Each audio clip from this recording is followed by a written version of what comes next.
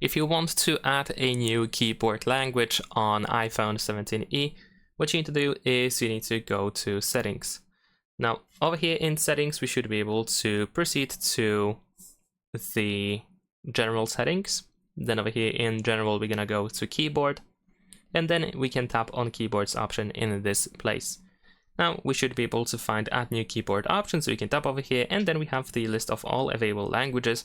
If needed, we can use the search field at the bottom of the screen in order to search for a specific language. So let's say I'm gonna choose this language over here. We can also add to existing keyboard, or we can add a new keyboard just for that.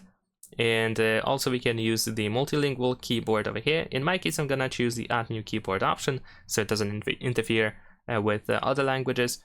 And then we can choose the layout that we wish to use, and then tap on this check in the upper right corner in order to save it. And there we go, we have a new language. Leave a like and subscribe.